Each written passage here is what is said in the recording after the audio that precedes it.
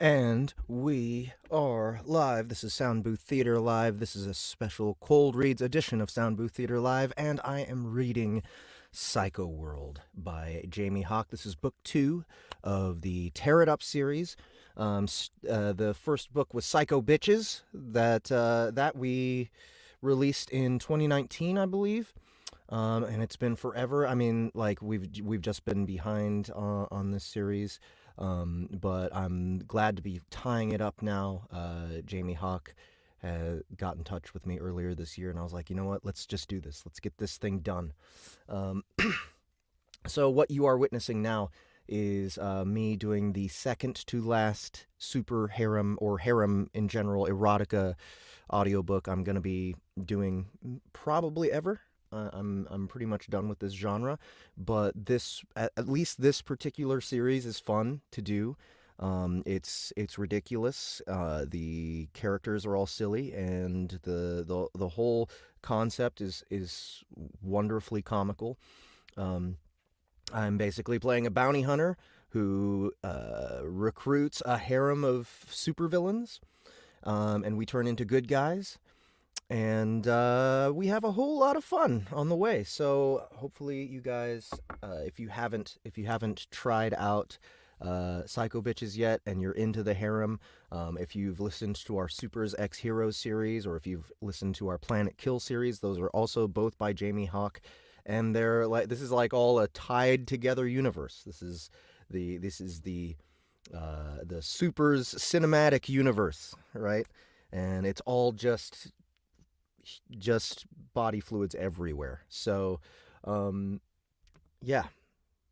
Yesterday was really fun. Got to revisit this series and get back to it. Refamiliarize myself with Ezra, the main character, who I like to say I use my Duke Nukem voice for him. But yeah, I'm ready to get this kicking. Real quick, The Stars Have Eyes episode 14 has just released today on the Soundbooth Theater platform. You will find that at soundbooththeater.com. If you haven't yet, you can pick up our app on either iOS or Android, or you can just listen to your stuff through the browser player that we have. But The Stars Have Eyes, the entire series is free. That is by Neven Ilyev of Everybody Loves Large Chests infamy. Episode 14 is the penultimate episode of this serial, and yeah, I'm sad. I'm sad to see it ending, but these last two episodes are brilliant. It ties everything together very nicely, and shortly after we release episode 15, we will be charging. We will be putting price tags on our episodes. So be mindful of that. If you haven't already picked up the series, go pick it all up at once, so that you can get it all for free. But of course, if you don't want it to be free, if you want to support me, Soundbooth Theater, and the author Neven Ilyev, you can always use our tip jar and give us however much money you want. There's a $1 minimum, just because there's transaction fees, and we don't want people to like continually donate 1 penny and make us go broke.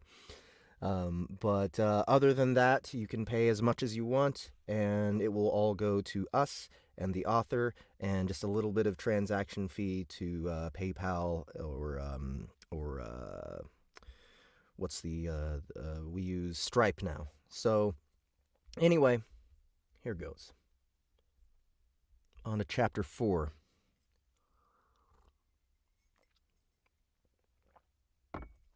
By the way, I'm drinking smut tea for this stream, just to be thematic. This is from a company called Friday Afternoon Tea, and you can find their stuff at fridaytea.com. It's sparkly. Look at that.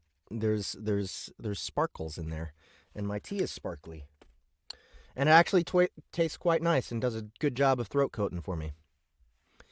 CMAC asks, will there be like an omnibus version of it later on? Yeah, there will be. It'll probably be like we'll release book 3, and then probably a few months after that we'll put the whole collection into one omnibus. All right.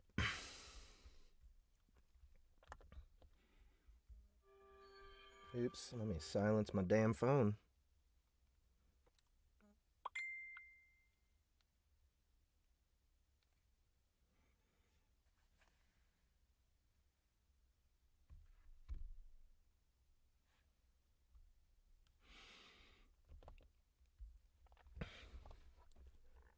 Chapter 4.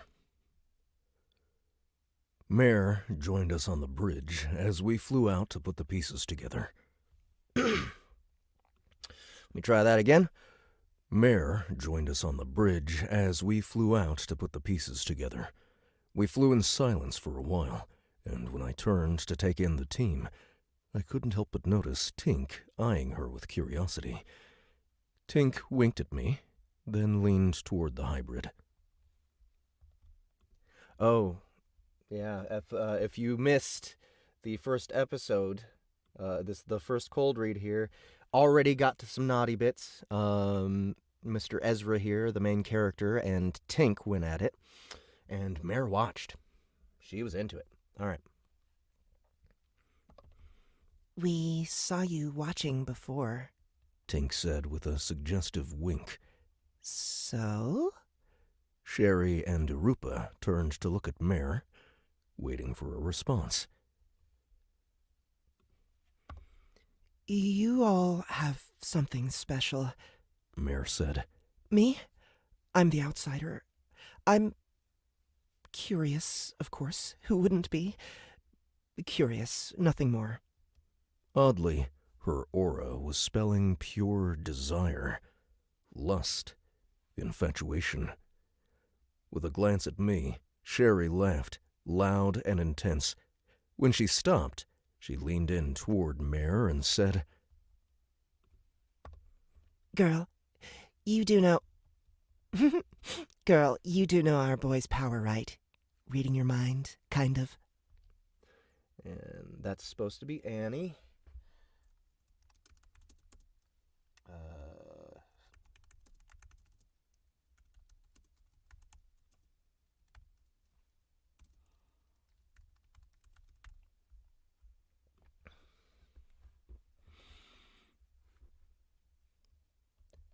Emotions, I corrected her.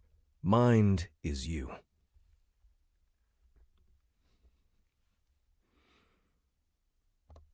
Not exactly. Sherry countered. Voices telling me things, that's all. Sometimes it's exactly what someone around me is thinking, others it's not. So, both of you can kind of read my mind? Kind of, I said, nodding as if in apology. It's not intentional, though. I don't mean to be intrusive. She stared at me. What am I thinking right now? Again with the lust. Again with desire and craving. I'd rather not answer, I admitted. Her cheeks went red. She turned back to Sherry. You? Sherry ran her thumb over her bear, winked, and said, Not sure exactly, but I know you can't get Ezra's cock out of your mind. Might want to try. It's huge and likely doesn't fit easily. Sherry! Sherry! Sherry! Arupa scolded. Arupa scolded her with a laugh. Sherry? There we go. Come on. Come on. There we go. It's not like the girl hasn't seen it. Tink chimed in, grinning my way. Pull it out. Pull it out. See what happens. Maybe she'll jump on it. Maybe she'll scream and run off. Only one way to find out. Maybe she'll jump on it. Oh, I can't hear myself. Maybe she'll jump on it. Maybe she'll jump on it. Maybe she'll jump on it. Maybe she'll scream and run off. Only one way to find out. don't, Mare said, voice hushed. I can't think of why he shouldn't, Sherry added, pursing her lips in thought. I could get it started for you, if you prefer. I'm not ready. Mare stood, gave me an apologetic glance, and then headed back to the room where she had been resting earlier. Well, that was different, Sherry said, pouting. I really expected her to be all about it. She is, I pointed out, but not ready yet. I don't understand those words. Arupa chuckled. Yeah, you wouldn't.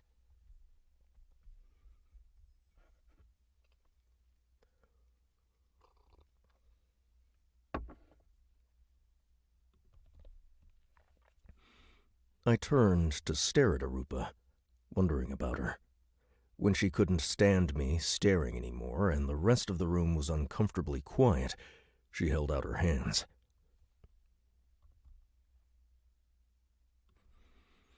You're either undressing me in your mind, which wouldn't make sense when you could just come over here and do it for real, or you have something to say. Which is it?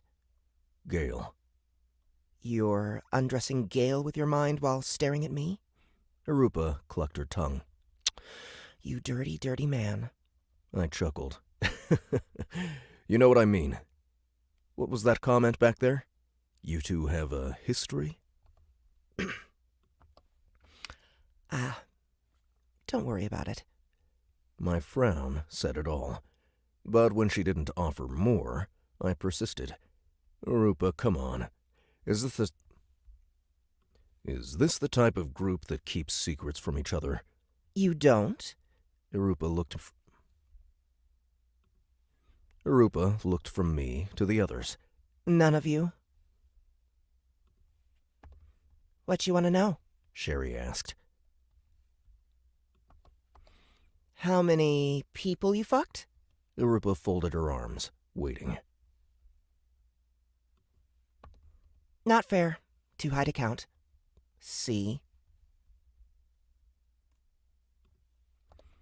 Wait, what's the highest you can count to?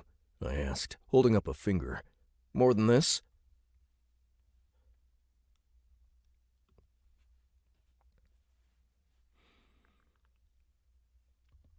Fuck you. Just for that, I'll tell you it's a fuck ton. Sorry, but I like pussy and I like cock. I've been around, but from now on, there's only one cock for me. There you go. Arupa cleared her throat. You asked what we want to know. This I want to know.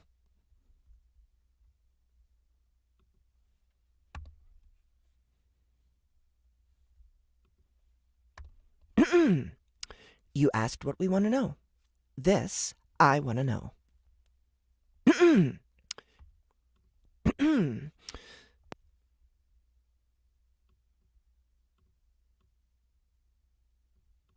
You asked what we want to know. This I want to know. Honestly, and I mean it, this is the truth, I stopped keeping count around the hundreds. Sherry shrugged. But that includes men and women. Never counted them separately. Huh. My heart sort of lurched at the thought of that many people being with her before I came around.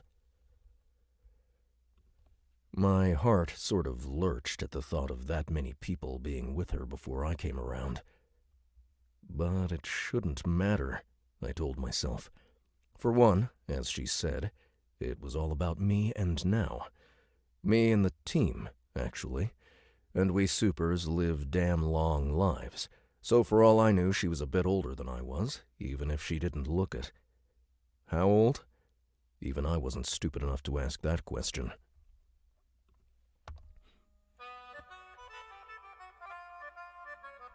Fucking spam, and I thought I turned my fucking... There we go. Stupid enough to ask that question.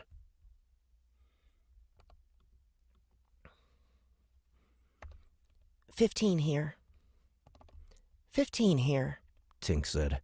Only men. 15 here. Tink said. Only men.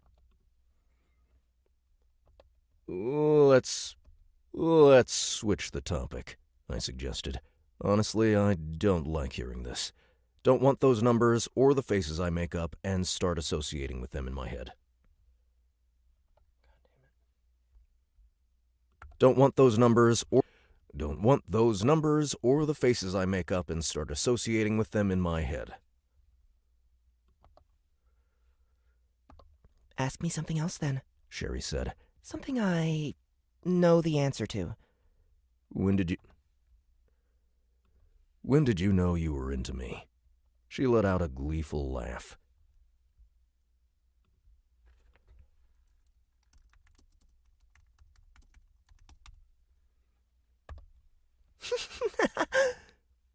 The moment we met, pretty eyes. Bullshit, Arupa countered.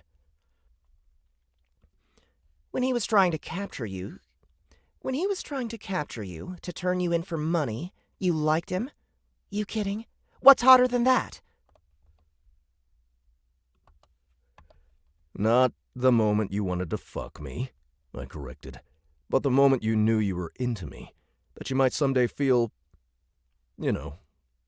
love, or whatever. She leaped over and threw her arms around me.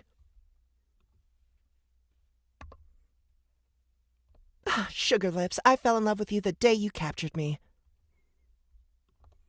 Oh, the big L word, Arupa said, cringing. Sorry, but we're not there yet. Tink laughed.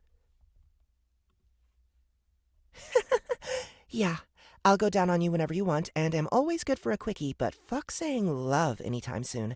No offense, it's just too damn soon. Speak the truth. Arupa fist bumped her. I don't need years or any fancy rings to know my feelings, Sherry said. When I see love, I know it, and this right here is it. Honestly, talking about love made me uncomfortable, too. The others were right in that it was too damn fast to be saying that.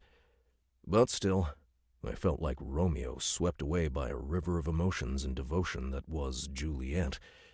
Except in this case, not a 14-year-old girl, but a beautiful woman. 3 beautiful women, to be honest with myself, and a 4th with potential. Maybe. I'd never said the big L word, though, and wasn't quite there. To my relief, Sherry didn't give me much of a chance to respond or say anything on the matter, since she had turned to see Mare was back, standing in the doorway and listening. Yes? Mare said. Mare said, when she realized the attention had gone to her.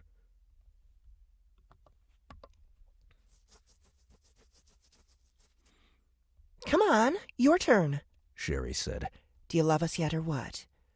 Mare blinked rapidly. Come on. Oops. Mare blinked rapidly, smiled, then frowned. Wait, is she joking or serious? Let's always assume joking, Arupa replied. Makes it easier to put up with her. Sherry rolled her eyes, her cheek against mine. What's not to love, huh? Can we focus on the more pressing topic? Tink asked. We're sitting here talking about all this, not even giving Mare and our boy here a chance to get to know each other. How much longer do you think we have? I checked the display, and our course showed another hour at least. Before I could answer, though, Arupa sighed and said, Wait. Yeah? I turned back to her, remembering that we were still waiting for an answer. Before her days with the Citadel, actually, Arupa explained. Gale and I were on a mission together. One that was it turned out, an initiation. Neither of us knew it, but whoever had hired us had an affiliation with the Citadel and was looking for recruits. Hired you for what? Tink asked. A mercenary job, basically. I figured it couldn't be that bad, since it was a simple move against a famed space pirate group known as the Crimson Bones, Sherry said, and then laughed. Oh, shit! I thought I recognized you from somewhere.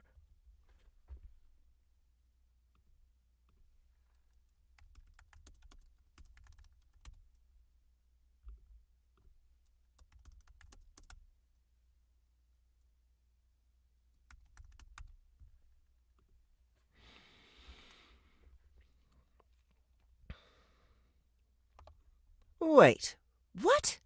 Arupa frowned, not following.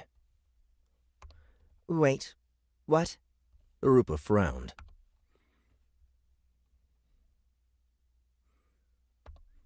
Come on, imagine me, but with purple, ear-length hair, no tattoos yet, dressed in all black. Hot, I had to admit, although I preferred her current look with the blue pigtails and red outfit. No. Arupa stared, muttered "fuck" under her breath, then said, Yes, the Crimson Bones. "Can someone fill the rest of us in?" I said. Oops. Oh, thanks so much, Jasset J. Hope you're enjoying yourself here. Yes, this is an NSFW. This is an NSFW stream, just in case anyone missed that in the title. From the way this chapter is turning out, I'm pretty sure we're about to run into an orgy. So, just so you know, in case you want to leave or in case you want to pull more people in to observe.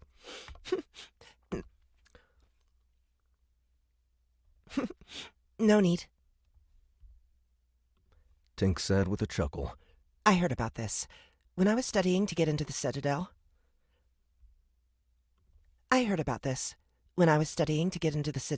After leaving my old planet behind, I was all about following up on all the military leaders, including Gale. The way I read it, she took down the captain of the Crimson Bones, and that was what got her in. Only, now I'm guessing there was more to that story, including Arupa, and I figured Sherry was involved as well. Not as one of the mercs, though, Sherry said proudly. That was back in my dark days, as I like to think of them. You were one of the pirates? I asked. She nodded, pigtails bobbing. I was indeed. Holy shit. Holy shit is right, Arupa agreed. First of all, I thought I killed that little bitch, who is apparently you. I remember driving a sword through your gut. You mean right here? Sherry indicated a spot. Yes, you did. Only we had a damn fine healer on board. It wasn't until after you were long gone and the captain was dead that one of the others helped me escape. I never looked back. Being that close to death changes a woman. And now you two are best buddies, I said with a chuckle. Or more, Sherry added with a wink Arupa's way. Sherry added with a wink Arupa's way.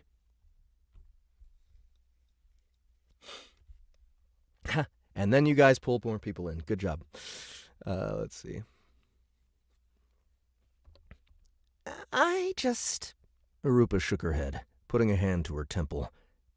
I need to process all of this. Wait. Mare chimed in. What about Gale, then? Arupa swallowed, held up a hand, and then nodded. She did kill the captain, far as I can tell, but at the expense of losing half the crew. Her choice came down to mission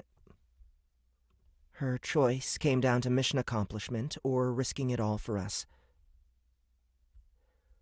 By the way, there's so Sherry is one of the Sherry and Mare, both of these characters are not voiced by me. One of them, Sherry, is voiced by Annie. That's why I'm not really paying too much attention to her. And then Mare is, we haven't decided yet. She's new. And she chose the mission, I said, frowning. Is that the kind of choice the Citadel wants from its soldiers? Is that the kind of choice the Citadel wants from its soldiers? To be fair, most organizations would, Tink said. If it's down to a few lives versus the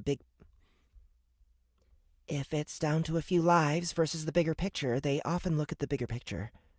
Mare snarled, baring her pointed teeth. Not your style? I asked.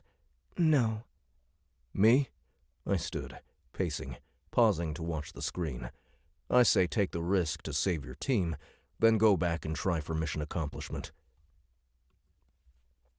I say take the risk to save your team, then go back and try for mission accomplishment. Maybe those organizations say otherwise, but fuck them. Nothing matters if I don't have my team. Ah.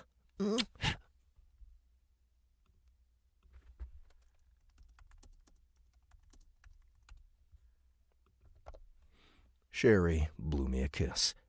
I stopped, feeling exhausted from the whole discussion. Maybe we should all get some rest before we arrive. You don't get off so easily, Arupa said, wagging her finger. Come on, what's your secret? How many?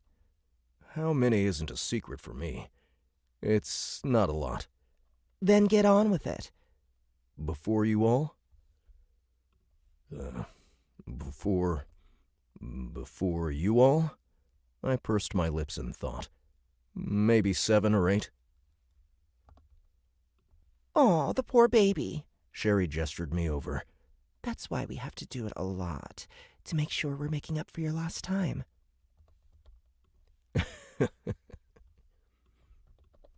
I laughed, a smile on my face as I noticed Tink grinning and her aura hinting that she was also imagining the fun time we had just had. That's also why I think I need at least a small nap, I noted while heading for the door. Anyone want to join me? Just a nap, Sherry pouted. I think I'll keep watch up here. Me too, Arupa said, motioning Mare toward me. Go on. Tink stood to accompany me, but an aura of hesitation came from Mare. It's okay, I said, offering her my arm. Honestly, only sleep. Nothing more this time. That helped put her at ease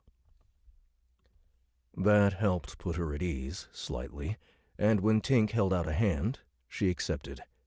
The 3 of us made for what I had taken as my room.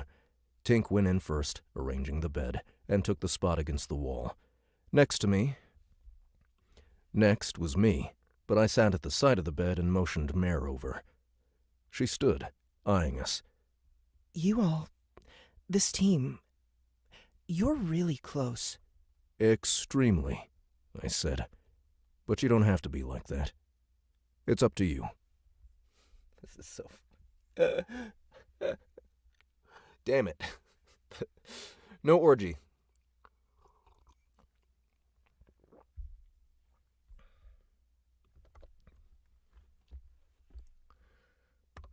I want to be, she replied.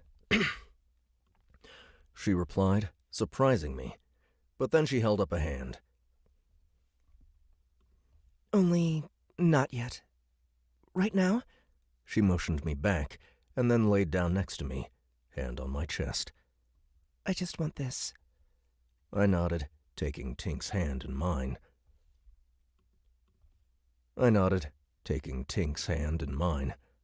Loving the feeling of her soft breathing on my cheek, and closed my eyes.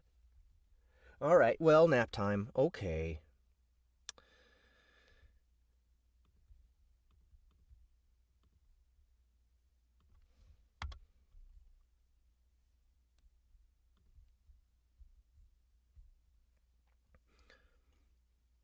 All right, next chapter, chapter 5. How's everybody doing, by the way? Looks like we only have 2 people watching, but that's all right.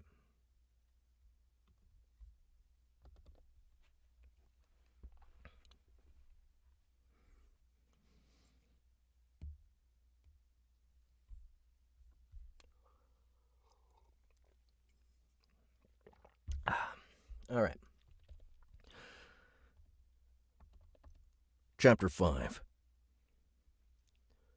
Tink woke me with a fluttering of her wings that slapped against my face, reminding me of the idea of those wings fluttering against my balls, as I had been dreaming about.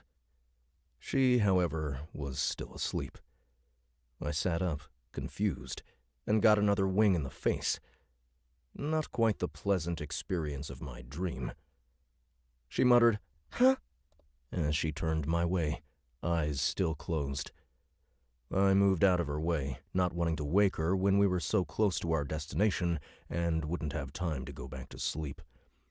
Her heavy breathing returned, and she was like an angel to watch.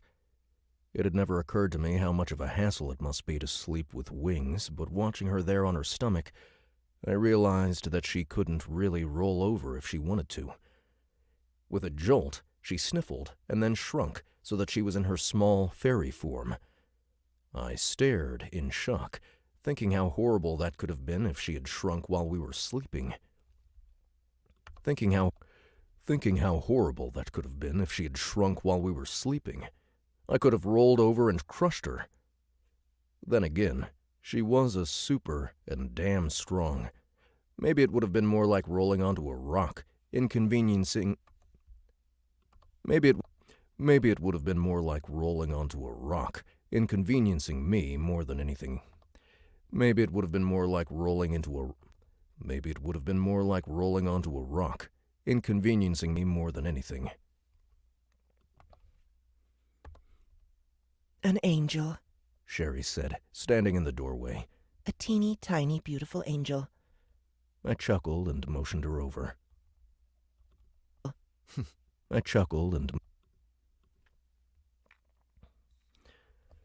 She knelt at my side, hand on my thigh, watching Tink sleep.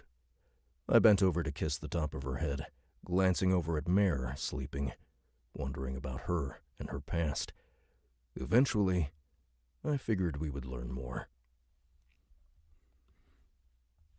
"Don't you need some rest?" I asked, as Sherry nuzzled my hand. The voices rarely let me anyway. I nodded, taking her hand and staring at it. We were so busy kicking ass and blowing shit up. I hardly got a chance to know you. Other than physically, She replied with a wink. Physically, I think I know you better than I've ever known anyone in my life. Physically, I think I know you better than anyone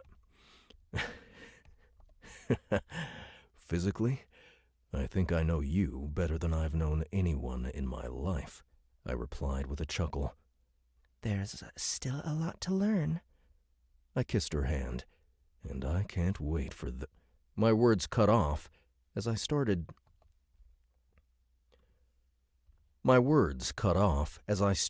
at Tink going back to full size and the motion of it waking her up. Her eyes flew open, settled on us, and she smiled.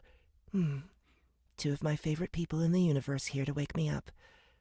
Doesn't get much better than that. "Did you know that you change sizes in your sleep?" I asked. So I've been told.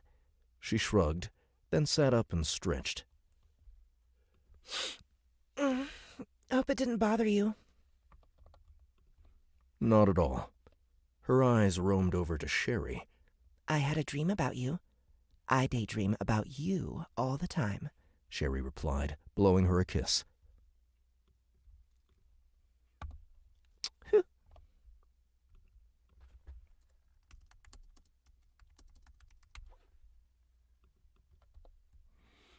Tink laughed.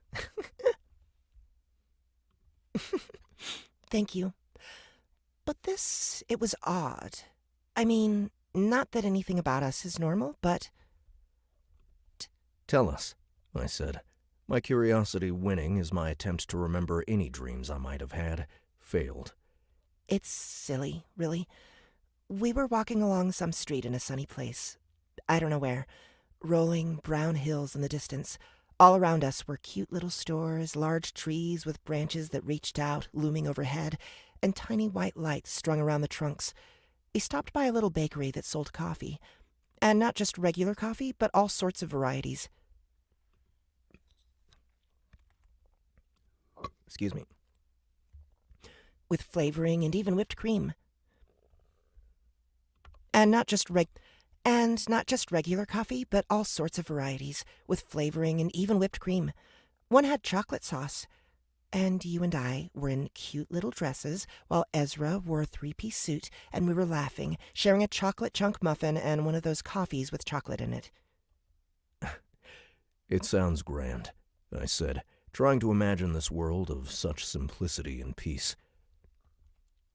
I'm not done, Tink said with an amused grin. Suddenly, Sherry goes to the counter and orders a chocolate cream puff, takes off her dress, and spreads the chocolate cream along her breasts and pussy while eating the puff, then laid herself out on the table to let us go to town on the chocolate. Getting better, Sherry said with a laugh. Sounds more like a premonition than a dream, if you ask me. I'd lap it up, I admitted.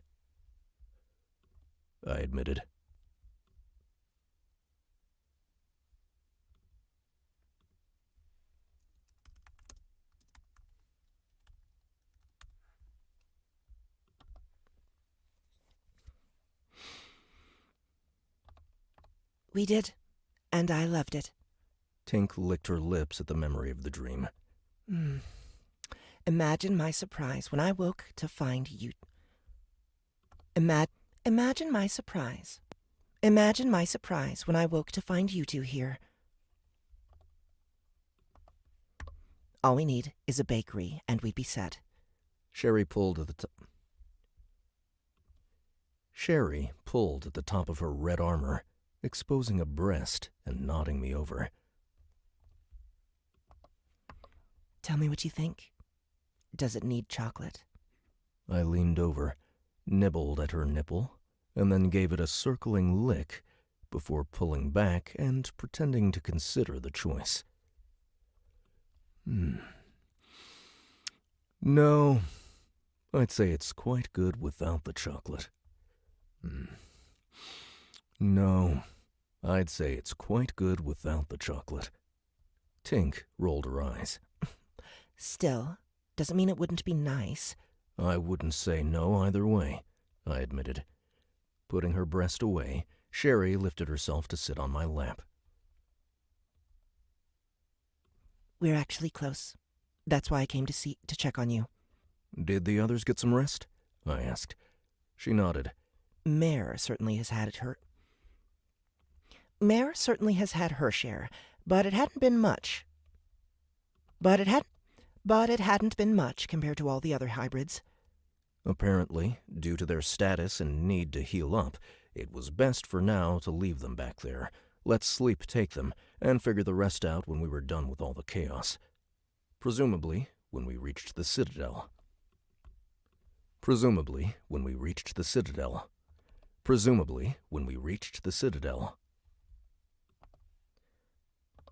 Even Arupa managed to sleep for an hour or so.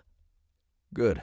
I stood, adjusting my morning wood that had been fueled by the small amount of foreplay, and frowned at the fact that we didn't have more time to play around. Leading the other two back toward the bridge, I had to ask, that dream, Tink, what do you think it means? Other than that she wants to devour me sexually and maybe otherwise? Sherry offered. Shut up, Tink replied, hitting her playfully. Honestly, I think, well, what with Abaddon being so close to Earth, I think part of it was that. And maybe we'll still get to visit someday. You'd want to go to Earth? I asked. Sure, who wouldn't? Sherry raised her hand. Me? No way. It's gone to hell, I'd say. I don't see it that way, Tink countered. I mean, I haven't studied all the nearby bits like Ezra here, But from what I've heard...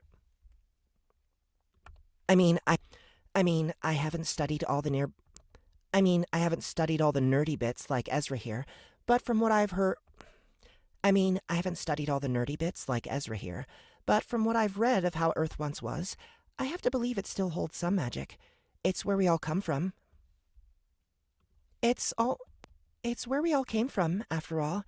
Why not go connect with our roots? Why not go connect with our roots, you know? Well, if it ends with me on a table and you all... No. Well, if it ends with me on a table and you all eating chocolate cream from my tits and nether regions, Sherry said. I could possibly be convinced. I have to admit, I'm curious, I said. We don't know if any travels to Earth will be in our cards, but I hope so. The table and chocolate cream thing, though, that's definitely happening. First chance we get. Sherry licked her lips my way and slapped my ass.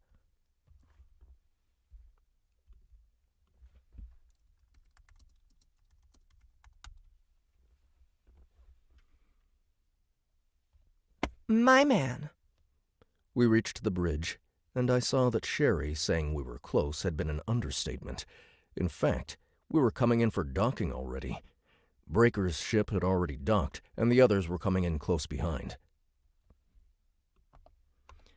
Pleasant sleep, lovebirds? Arupa asked. Dreamy, I replied, suddenly remembering a dream that had involved me and Arupa charging through a swamp as a massive serpent tried to get us. Not a pleasant dream, and I frowned at the thought. Right. She watched Mare enter with a look that I didn't know how to interpret, then indicated the space station and the other ships. I'll stay here, Mare said. Keep an eye out. Be here for the rest of my kind, if that's okay. Sure, I replied. Should be a simple mission. In and out, just long enough to take some R&R, I would think. In and out, just long enough to take some R&R, I would think. She nodded, watching wide-eyed as we finished docking. Judging by the look in her eyes, this wasn't about sleep. This wasn't about sleep as much as she wasn't ready to be around the others yet. I could respect that. I gotta say it. Sherry leaned back, clasping her hands together. We all know Breaker's going to fuck that robot chick, right? My reaction was to sit rigidly, while Arupa chuckled and Mare glanced over, unsure. Tink was smiling knowingly. Robot? Tink asked. The new girl, Agris, Sherry explained. Holding up Lily, she added, According to my little friend here, the chick was part of the Paradise Planet infrastructure, taken over by Breaker thanks to his coding. But what do you think? Is fucking an android kind of like masturbating with the help of a robot, or... I can confirm that I was there for, and yes, she is an android. I can confirm what I was there for, and yes, she is an android. Arupa stated. But I don't see anything wrong with that.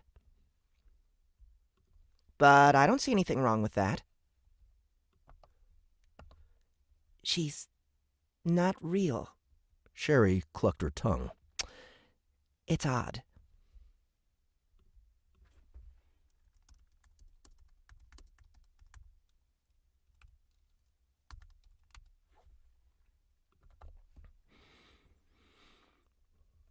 It'd be like some strange form of masturbation, for sure.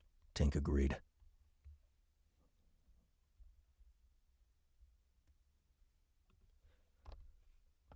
Right. And what does he need that... Right. And what does he need that for when he has all those beautiful ladies? Tink laughed again, holding up a finger. Though, if you think about it, one is almost as much animal as person, so it's not such a stretch that... Fuck you.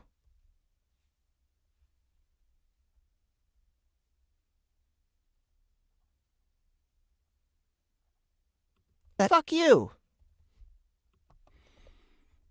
Arupa's smile and laugh were suddenly gone. What? Arupa, I started, but immediately caught on to why she was offended. Shit, she didn't mean it. Mean what? Tink asked. Sherry was staring at Arupa, baffled. Where do you draw the line? Arupa asked, done with the controls so that she was able to spin on her. I mean, Charm's part animal because her ears and tail resemble a fox. So I'm what? Demon? Animal too? And you? What the fuck do your wings make you? Tink frowned. No response coming. Sherry stood. We didn't mean it like that. Back the fuck up. No! No! Fuck both of you if that's how you think. I mean, for fuck's sake. Let Breaker fuck the android. Not robot, I should point out, as there is a difference. Who are you to judge, or to say she's any less human or super than you? She's flesh, and for all we know, fully cognizant and all that. She's flesh, and for all we know, fully cognizant and all that. All you are is a bunch of flesh and blood with some... All you are is a bunch of flesh and blood with some spark... All you are is a bunch of flesh and blood with some spark that keeps you going, and I personally don't see the big difference. Mare glanced my way, but I said, not getting involved here. You don't have an opinion on the matter? Arupa asked. Better to keep my mouth shut. Judging by her frown, she didn't like that, but I was sticking to my guns. Better to not say anything when I'd be offending or alienating. Better to not say anything when I'd be offending or alienating some of my team either way. Then again, it wasn't like I was a blank slate on this affair. I had sensed emotions from Agris, and that said something. Sorry, Tink said, and she truly looked apologetic. Arupa nodded, looking at Sherry next. Sherry ran her thumb along her teddy bear, arched an eyebrow, and then scoffed. What, you think I'm going to apologize for my views? Maybe if I get to chat with this Agris robot lady and she proves me wrong, sure. Until then, I say Breaker's a damn robot fucker. All that other stuff about Charm? Yeah, she's my girl. Nothing bad should ever be said about her in my presence.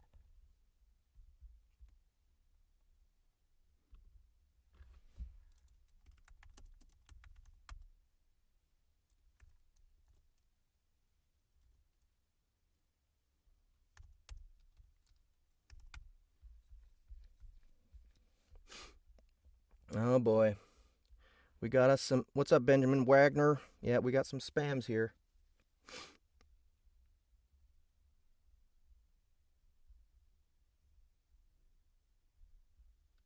No official release date. Yep, Daryl Mayfield. Again, I didn't mean anything by it, Tink said. It's over, I said. Wait, no.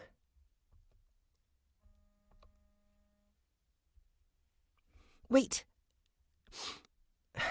No. Tink took a deep breath and went for a long coat. Tink took a deep breath and went for a long coat she had found among the old uniforms and whatnot on board the ship. Tink took a deep breath and went for a long coat she had found among the old uniforms and whatnot on board the ship. As she draped it around herself to cover her wings, she gave us a pained look. Maybe I talk shit because, in my mind, that's what I am. Shit. Tink, Sherry started. No, I mean, I know I'm not. But those of us... I know I'm not. I know I'm not. But those of us... I know I'm not. But those of us with different mutations, or whatever you want to call it. She looked pointedly at Arupa with this. We've been looked at differently our whole lives. Not by everyone, but by enough people to make a difference. Sorry, I said. Not for myself, of course, but for all of the jackasses in the world who had made her feel like a lesser human being. I'll try not to let my insecurities come out in negative ways. Tink gestured to the door. Sherry nodded, but Arupa was still annoyed and simply activated the doors for us to Sherry nodded, but Arupa was still annoyed and simply activated the doors for us to disembark. The team clearly still needed some work, but for now we could unwind and then figure all that out on the way to our next destination. On this space station, Trunk and his crew would go find their contact with his dad, while the rest of us would go to the bar for a drink and relax. All I wanted was to charge in and take down the Orion Corp fuckheads, but couldn't deny that the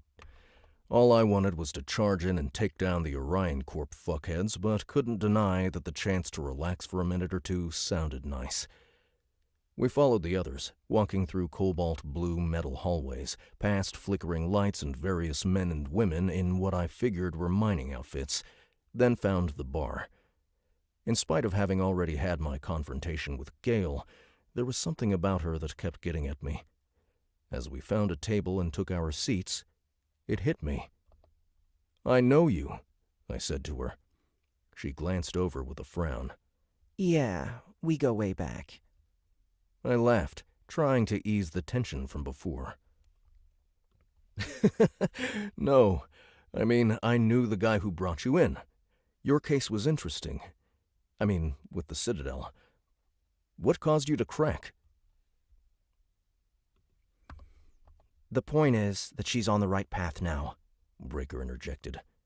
Gale glanced his way, but then turned back to me. Can the same be said for everyone here? My understanding is that you were taking in criminals for the other side. My mistake, yes, I said with a nod. I knew bounty hunters who took contracts for the Citadel, but I mostly did it for Orion Corp and the like, fully ignorant. Yep, Arupa interjected. Fully ignorant, I continued, of the bullshit they were involved with. Sour milk? Breaker asked Arupa. Ezra here is the one who captured us, She explained. Me, Tink, and Sherry. If not for him, we'd all be off in our own worlds, doing our thing. If not for him, we'd all be off in our own worlds, doing our thing instead of doing him. Hey, now, I said, blushing. I mean, it's true, but... So what, then? Stockholm Syndrome? Breaker asked, pushing it. Everyone looked at him with confusion, except Letha, who laughed. They wouldn't know what that is. Turning to the others, she explained, It's basically where you fall for your captor. Sherry caressed her bear, as she often did when thinking. Yeah, that sounds about right. But we're having fun, you know? I'd rather be here than anywhere else in the universe.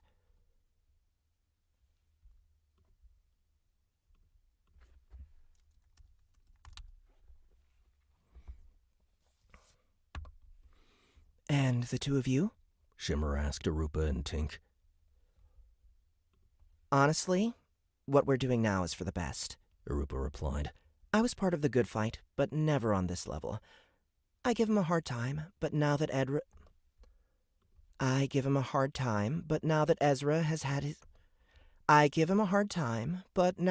has his head out of his ass, he's committed.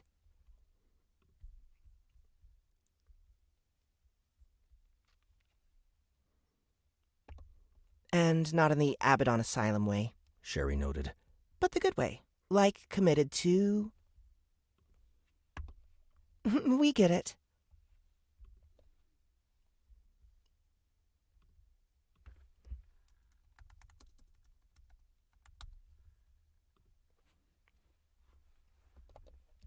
Charm said with a laugh. Everyone turned to Tink next. Me, huh? Tink took a drink, glanced around at our team members, then reached over to put a hand on mine. We've been through a lot, and it pisses me off. We've been through a lot. And it pisses me off that Mare and the others felt it best to stay on the ship. It pisses me off that people are looking at Arupa's horns, and also that I feel like I have to hide my wings. She sighed, took another drink, and then continued. So, did I have a life back home? Yeah. But it was falling apart. Here, I'm part of something. With you all. I might want to go back and visit, see if we can recruit some old friends. But this is the life for me now.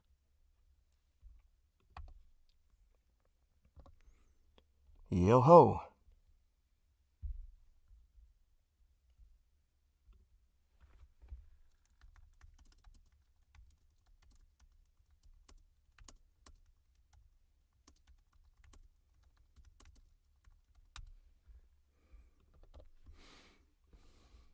Breaker said into his glass. I took a swig of my drink, thinking how much of a privileged life I had led before all of this. Not in the rich, paradise planet way, thank Oram, but I'd had it good. Handsome, strong by nature, and with powers that helped me understand those nearby. Handsome, strong by nature, and with powers that helped me understand those nearby. Fitting in had never been much of a problem, and getting a gig as a bounty hunter had been a dream come true. I looked at Charm, wondering about her past and the confusion rolling through her aura at the moment. She had secrets, some that even seemed to be from herself, as little sense as that made. Next, my eyes roamed over to Twitch, whose aura was completely different. Her emotions spoke of a life of ease, of family and friends. Judging by what I knew of her and her situation with the planet vanishing and then her ending up on that supervillain prison ship, that had likely been when it all ended. Now, we were starting over.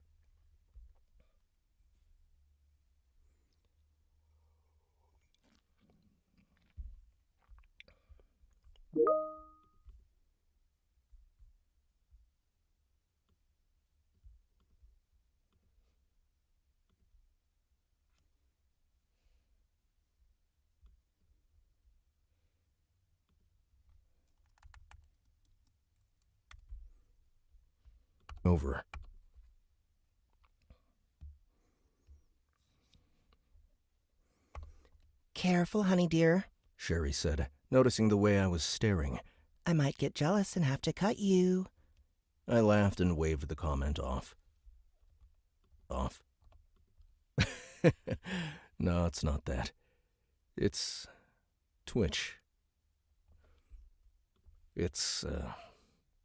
Twitch, I've heard your story too. I'm familiar with the whole planet disappearing thing. Which we fixed, Shimmer interrupted. I was on the planet at the time. It's back now.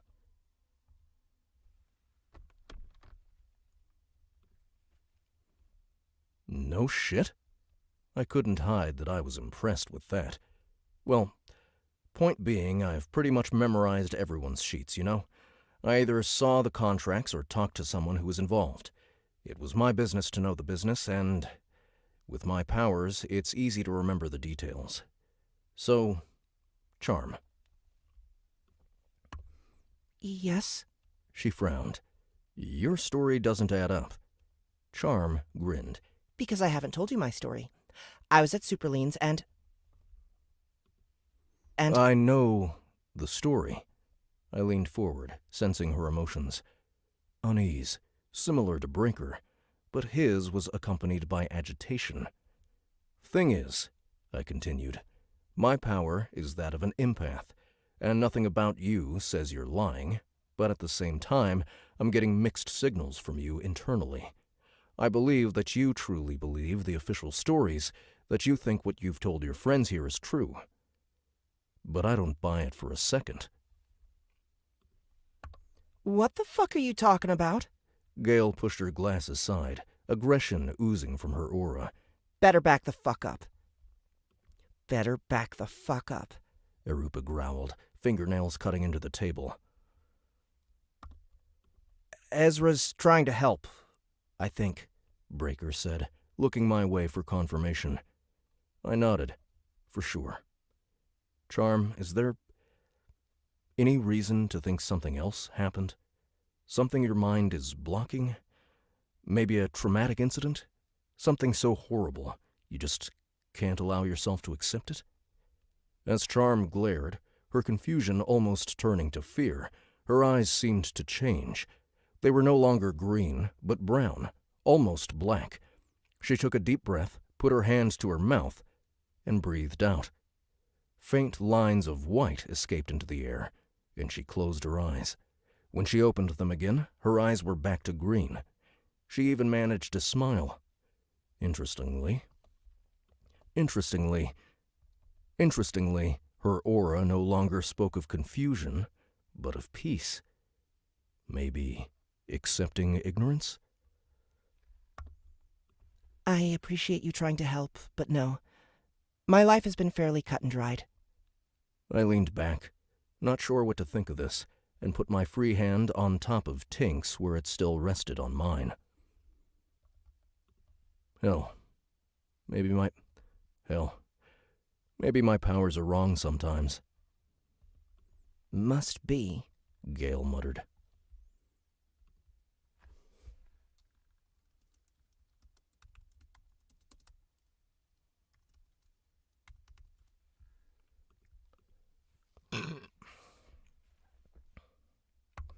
Holy fuck, you all are intense, Letha said, downing her drink and laughing.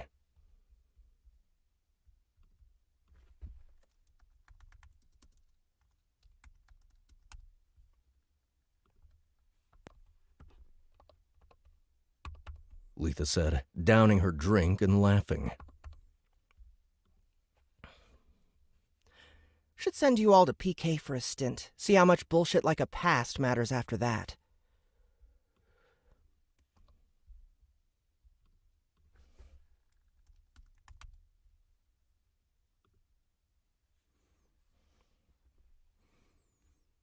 Oh, we've been through our share of shit, Shimmer said. Remember planet vanishing and all that? Letha laughed.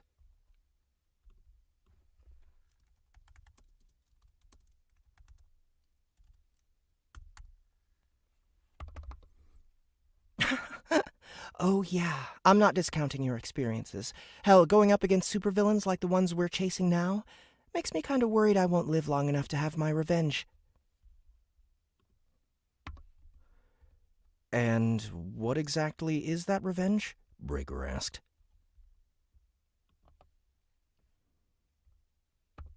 Ah, yes. Letha looked at the bar. Quick version, before I need another drink. I was betrayed and sold out to PK, my family killed in the process. I'm going to kill the motherfuckers who sent me there, rip out their fucking balls and shove them down their throats and tape their mouths shut, so they drown on their own fucking nuts and vomit. Ooh, the good details, Sherry said. Keep 'em coming. Letha laughed in a way that made me wonder if she wouldn't fit in well with the psychos.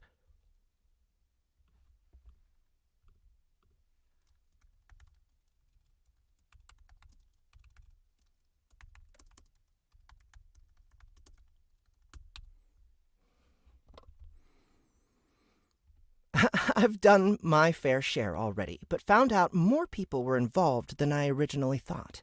I'm going to get to the bottom of this and find every last one of them. Sure. Revenge. The noblest of plots. I think I'm going to like you, Letha said to Sherry, and then started to stand. But Sherry leaned over, hand on her arm. I have to warn you. Sherry deadpanned. Sherry deadpanned. Sherry deadpanned. Some people think I'm a little off my rocker. Out there, you know? Batshit crazy, screw loose, lost my marbles. You don't say. I let out a laugh. Sherry. Sherry, it's why we love you. Sherry actually blushed, to my surprise. I just want to make sure everyone knows, so they aren't caught off guard.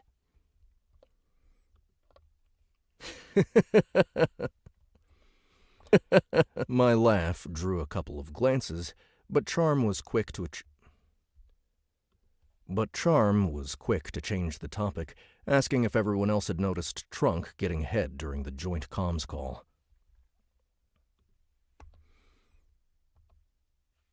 I wanted to get in on the action with my man Ezra here, Sherry said, giving me a nod. Guess he wasn't in the mood. Party pooper. Eyes turned my way, but when I simply shrugged, silence followed.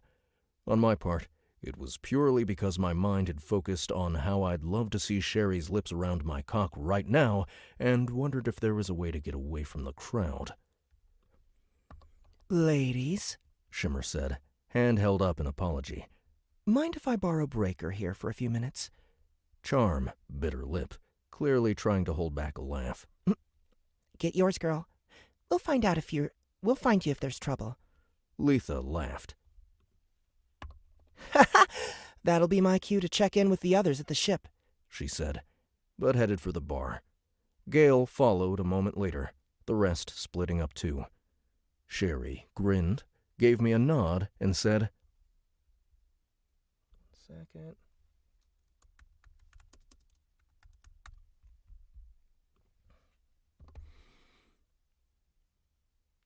I'll hit up the bathroom. But as she passed me, she leaned in and whispered,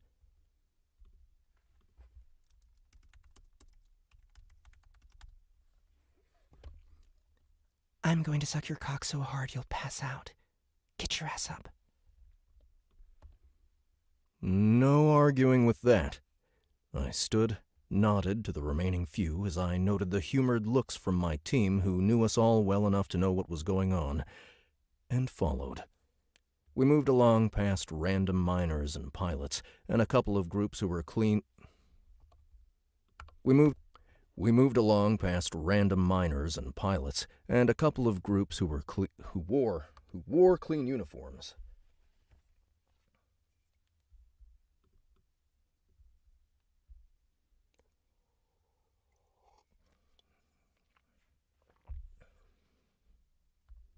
I don't know if I can do anything.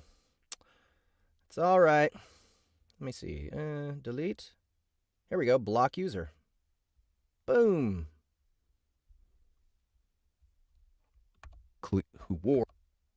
We moved along past random miners and pilots, and a We moved along past random miners and pilots.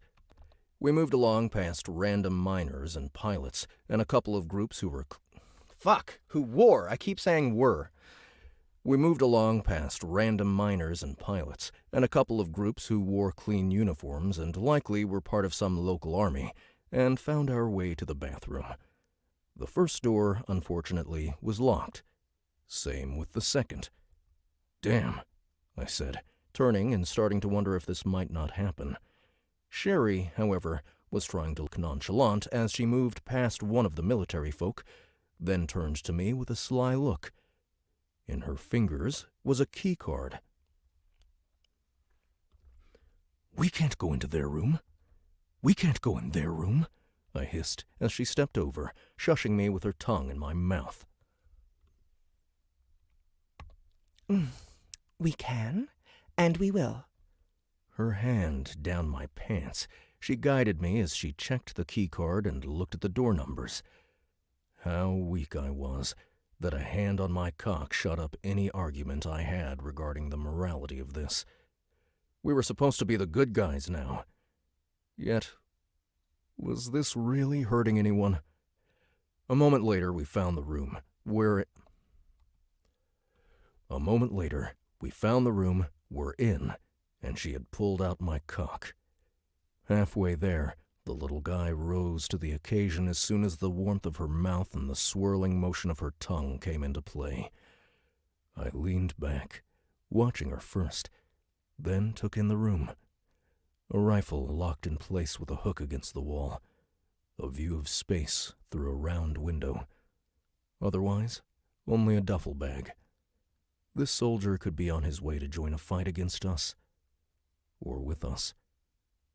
I couldn't care less, I was reminded, as warm tingles ran up my sides, my abs clenched, and Sherry gripped me tight with both hands, tongue out to slap the tip of my cock. She winked, then said, "Come. I want you to come in my mouth before that guy comes back here." No arguments there, so I leaned back, closed my eyes, and let the pleasure of the moment take its course.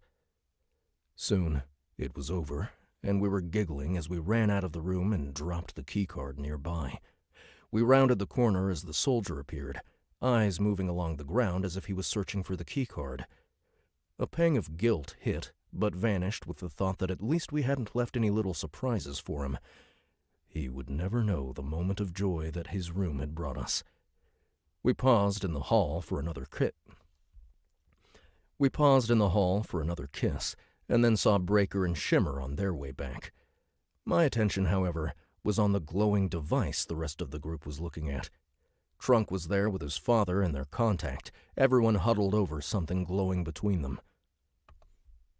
Everyone huddled over something glowing between them.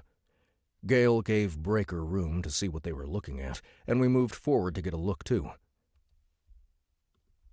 Gale gave Breaker room to see what they were looking at, and we moved forward to get a look too.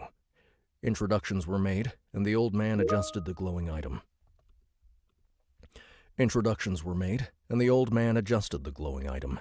A three-dimensional hollow map of space shot up in our midst.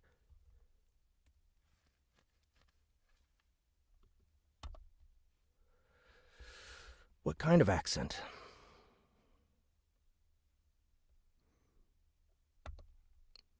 "You're mad, every one of you," the old man said with a thick accent. "We'll do what's necessary," Breaker replied. After a moment, the old man nodded and turned back to his map. "That's the one. Here, I've plotted the course for you, per Trunk's instructions. Just know that this," he indicated a series of silver blips, "is new. My guess, reinforcements of some type." "Breaker, can you..." Twitch nodded from him to the display, and he made some adjustments with his powers that caused the display to switch from simple blips to images of spacecraft along with several names and additional information. I stared at this, wondering at how we had gotten our hands on so much intel. As far as I was concerned, this was the key. We had just gotten access to what would bring us over to the winning side. "Fucking hell." The man removed a chip from his device and handed it over to Twitch. "I'm done here."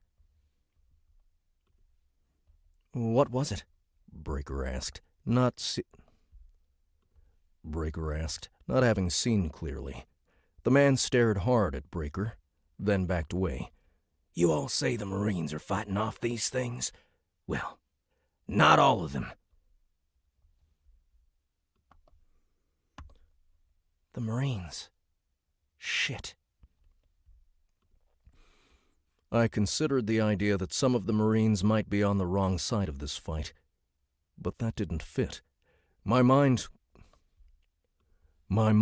couldn't process the idea, especially when putting together the implication that Earther Marines were guarding the Orion Corp military complex. My eyes flicked over to Sherry, who was staring at me with wide eyes. I guessed that her voices were likely telling her that we needed to get moving, as my emotion sense was telling me the same. Going up against a bunch of Marines made this harder, not just because all stories of Earth told of the badassery of those Marines, but because their presence meant so much in terms of the Earth military and Orion Corp connection. The corporations had their hands in deep. What the fuck? I will be doing the rest on Discord. I blocked this person twice now.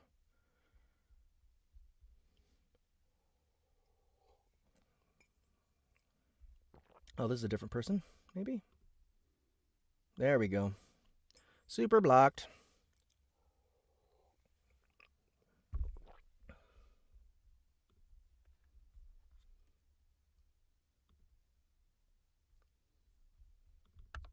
Had their hands in deep. Back to the ships, Breaker said, a dark expression on his face. But, Breaker, I protested, not ready to move on from the topic. We can't discuss this here. Too many eyes and ears. Too many factions are involved in this. To the ships. I nodded. The others quickly falling in. The fact that Earth Marines were involved was weighing heavily on Breaker. We made our way back... Excuse me.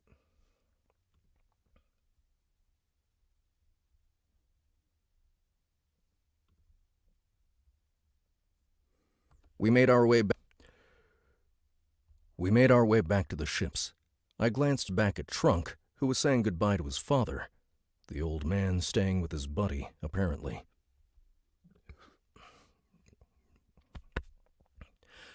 I didn't need to see the aura of forgiveness surrounding them to tell me what their embrace did a moment later. I nodded, glad the two had the opportunity to connect before Trunk rode off to his possible death. All right. That was a long chapter. Not quite 20 minutes.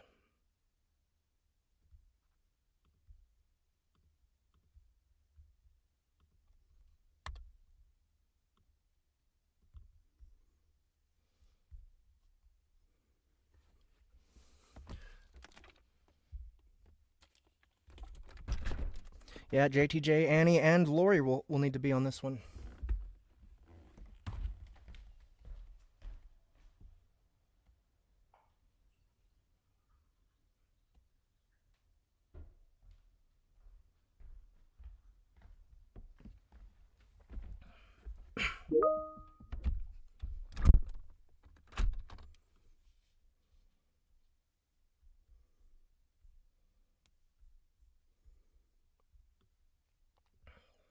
All right. So, let's see here. We're at 27% of the book. I usually don't do more than 30%, but this is such a short book. Let's see how long this next chapter is. Let's see. Chapter 7. Okay, so chapter 6 is super short. So that's perfect. All right, almost done for today's stream. JTJ's doing good. He's busy running the Audible side of the business and he'll be making some real good money soon. Chapter 6.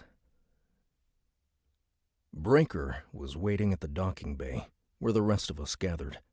He and Andromeda debated whether the Marines would be considered enemies or not if they crossed our path, but settled on not. As we had learned earlier, his brother, Drew, was a Marine. That was the deal breaker. But it doesn't have to be as complicated as you're making it sound, Twitch interjected. How so? Breaker asked. You're already halfway into their network, right? She nodded to the area where our ships were. If she can get on board and finish the connection, we can have full access. Basically, make them think we're just another one, or several, of their ships returning, and if anyone sees us, do what you did on the Paradise Planet. I assumed she meant Agris, a point that I confirmed with a glance around, noting that the android wasn't with us. With so many on the teams, it was easy to lose track.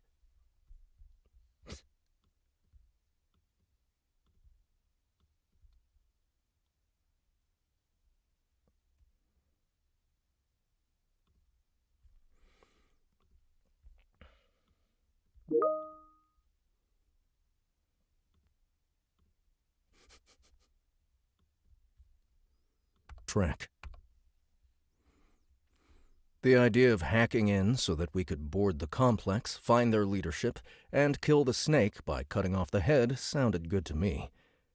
I nodded, eyeing Breaker, sensing the conflict in his emotions. Finally, he grinned.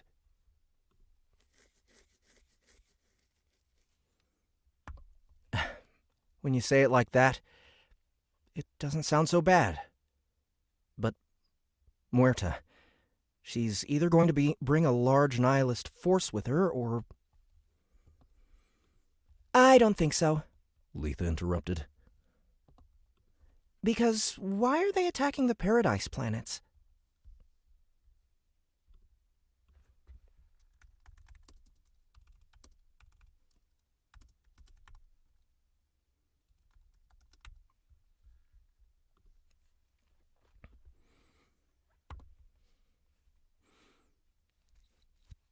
To pull away from the Marine forces, Breaker exclaimed. Of course.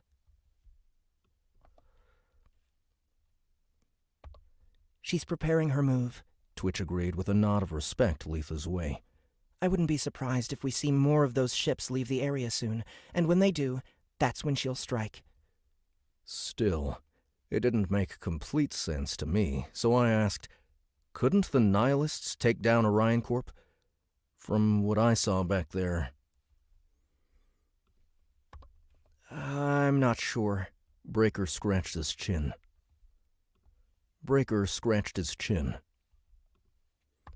Thing is, the nihilists and supervillains were working together where we came from, and Ranger was among them, working for Orion Corp.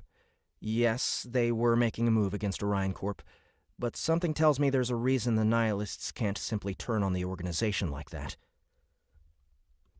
Could be, Shimmer admitted. Honestly, none of us know, and the best way to find out is to get in there and ask. With our fists. Gale laughed.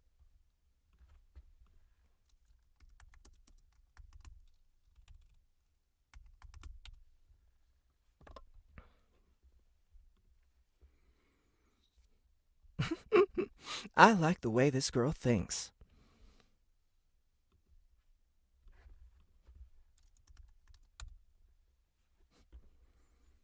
Long as I get to kill some evil asshats, I'm in, Sherry said, grinning wide. Pick team captain, see who gets the most? We're not doing that, Arupa said. Tink balancing on her shoulder in her diminutive form. Right, Breaker said. The rest of the ships hold back while my team gets Agris into place. Then we get in and set the trap. Unless Muerta's already been through and finished them off.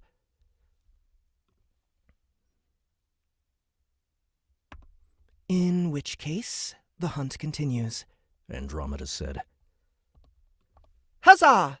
Sherry shouted, soared in the air with her goofy grin that I loved so much. Breaker and I shared an amused glance. I'll plot the coordinates from my ship, Breaker said, and headed off with his team in tow. Letha nodded my way, then went to hers, Trunk following a moment later. Sounds fun fucking tastic, Tink said.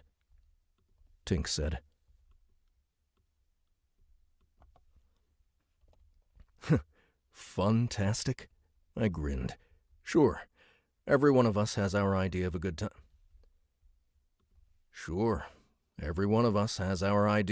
time.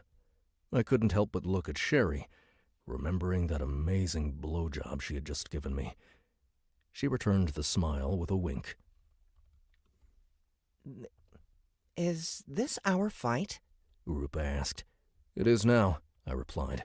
Even if you all weren't the crazy criminals I took you to be, you weren't angels. But now we have a shot, right? And my past, they're willing to overlook that. We can start again, on the good side of the Citadel.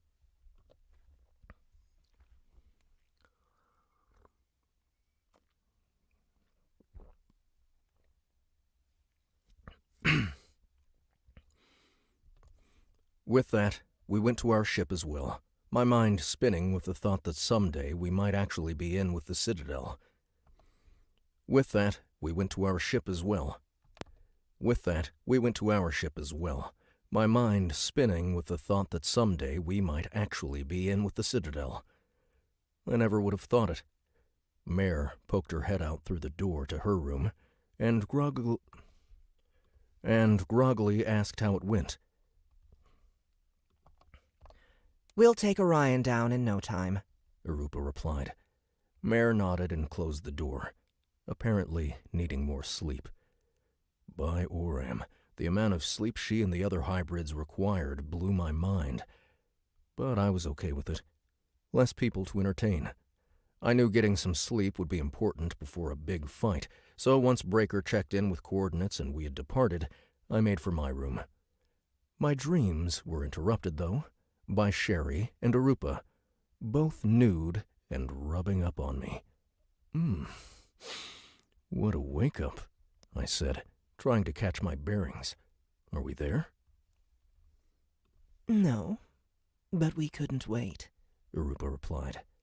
I see. My concentration turned to their nude bodies. It was a glorious sight, with Arupa's toned form.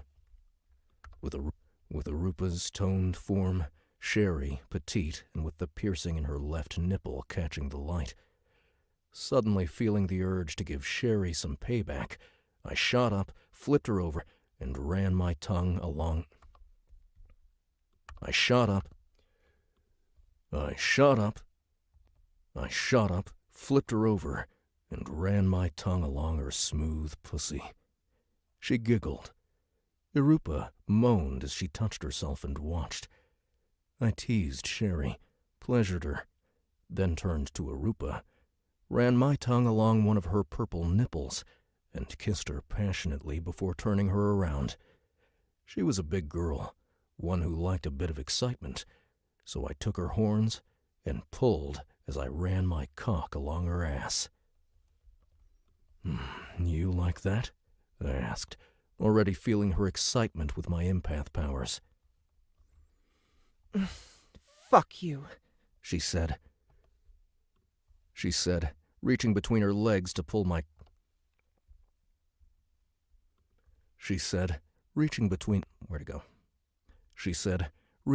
her legs to pull my cock from my clothes, stroking it, and then guiding it into herself with a gasp. Sherry stood behind me as I started thrusting, and she grabbed my hips, reaching around and moving with the action. Odd, but when I was able to turn my head and kiss her, feel her breasts against my back once she had torn my shirt off and enjoy the way she caressed my balls, I wasn't complaining. Arupa moaned, loving it, hands reaching for my pants to remove them the rest of the way. But then she pulled away, grinning at Sherry. Should we do it? Do what? I asked. Sherry was already nodding, gesturing to some contraption they had fastened to the opposite wall, which I hadn't noticed until now. Got it on the station, Arupa noted, grinning. Thought it might come in handy. I'm not into torture, I said, assessing the harness and straps.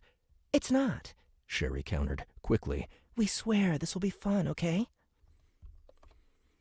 Without waiting for me to answer, the two guided me over and strapped me in, and then Arupa used her claws to tear away my pants. Really? I said, feeling very exposed and confused. She bit her lip, then said, We have uniforms on board, I think. Worry about that later.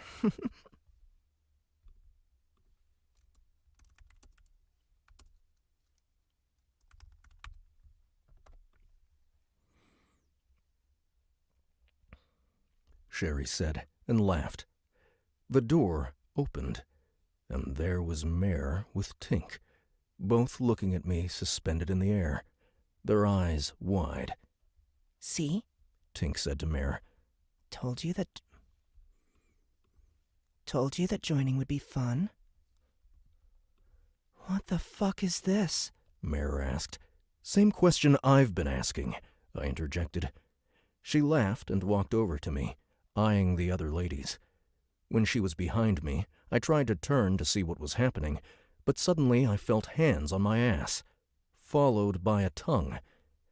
It was confusing, blissful, and enhanced the blowjob Sherry started giving me a second later. Ladies, I muttered. Ladies, I muttered, but couldn't say much more as my teeth gritted, my mind taken over by the sensation. This was insane. But what else could I expect from my ladies? So I went with it and embraced the pleasure. And when I was close and Sherry flipped me over, then climbed up to ride me like a trapeze artist, I did my best not to yelp at the pain of the straps or complain too much. Soon I was even enjoying the pain, and while Sherry moaned and clenched her breasts, finger and thumb twisting her piercing,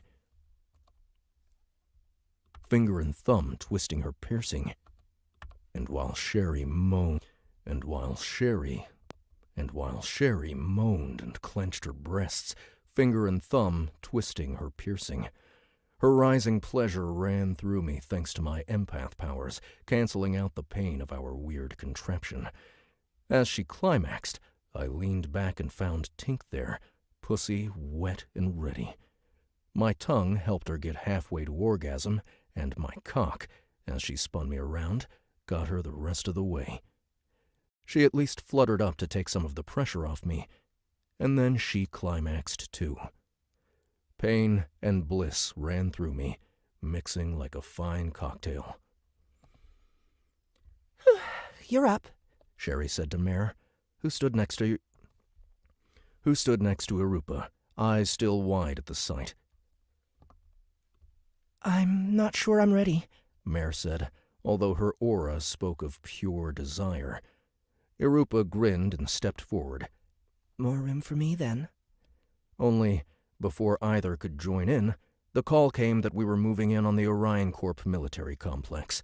Breaker and some others had gone ahead and got the doors open. It was go time. Damn. Sorry, Sherry said to them, grabbed my cock and gave it a few quick jerks to finish me off. I was like a beaten but satisfied marionette. But fucking hell, I loved it. Sherry said to them, grabbed my cock and gave it a few quick jerks to finish me off. There we go. That's a little more sensual. Me off. I was like a beat. Next time, I mumbled to Arupa, and my eyes found Mare. When you're ready. All right. God damn it, dude. What the fuck? So many. Why can't I block all these? Why aren't these blocks working? All right, anyway, that's it for today, guys. Thank you so much for coming to hang out and be awkward with me. Don't forget, The Stars Have Eyes has a new episode that just released today. It's the second to last episode. And remember, when we release the last episode, that'll be time for us to start charging for these episodes. So if you want to get them free, get them now. But anyway, that was a fun one. Thank you again for coming to hang out, and you guys have a wonderful week. I'll be doing some more of this book tomorrow, probably through the weekend, early next week in Discord, and then I'm going to do another cold read of the next book in the series. So yeah, you guys have a good one, and I'll see you again soon. Bye.